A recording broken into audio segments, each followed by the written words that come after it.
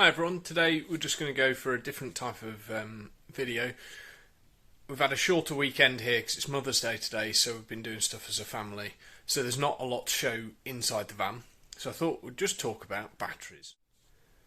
The two main types of battery, lead acid and lithium. Lead acid is your more traditional ones and it's much cheaper than lithiums. But is it? So that's the question we're asking here. Can I get a lithium battery for the same or even cheaper than a lead acid? So I'm just going to talk through our case because yours might be different, and we'll look at that now because I think the price is very similar. So we're looking at needing around 200 to 250 amp hours of usable power. If we're using lead acid, that means that we would have to get 4 110 amp hour AGM batteries. That would be around about £400.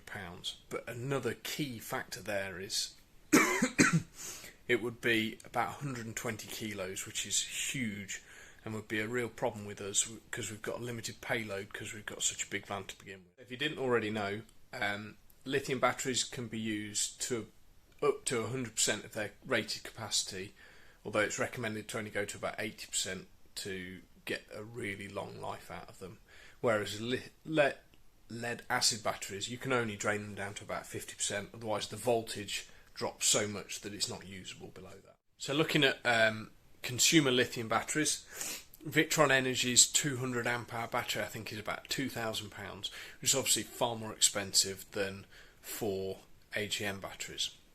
But there is another option with lithium. You can build your own lithium batteries using the same cells that would be used inside the likes of a or other battery. We bought these direct from China, so these have come from they've come through a reseller straight from the manufacturer. These cells cost us £340, £350 delivered, taxes paid, and these are 272 amp hours, so bigger than we would have been looking. On their own, these don't make a battery.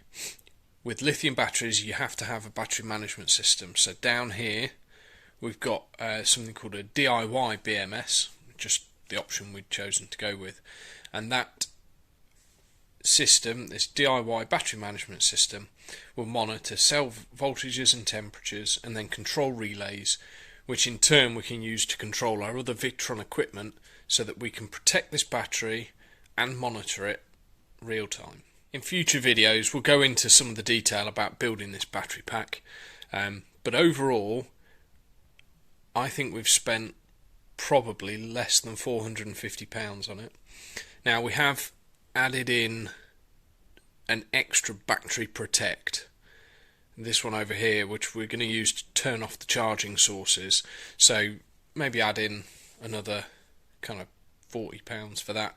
But all in, I think this lithium battery is only about £450, which is pretty much the same as if we'd have bought 4 110 hour AGM batteries.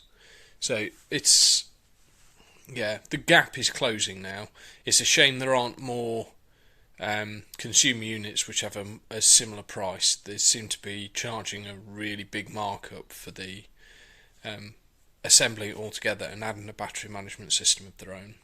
The final key point for us certainly is that lithium batteries last much longer. A lead acid battery is good for maybe 300 full charge cycles. A well maintained lithium battery is good between 3,000 and 5,000 charge cycles. So your lead acid batteries might only last 3 years and you're going to get a lifetime in your van out of a lithium battery. If you've got any thoughts or questions about lithium batteries, about building your own battery pack, please do pop them in the comments below. Happy to talk through it, and if there's any specific questions we'll try and cover them in a future video. Thanks very much for watching. Please do subscribe to the channel, like, share it with anyone you think might find it useful. Bye.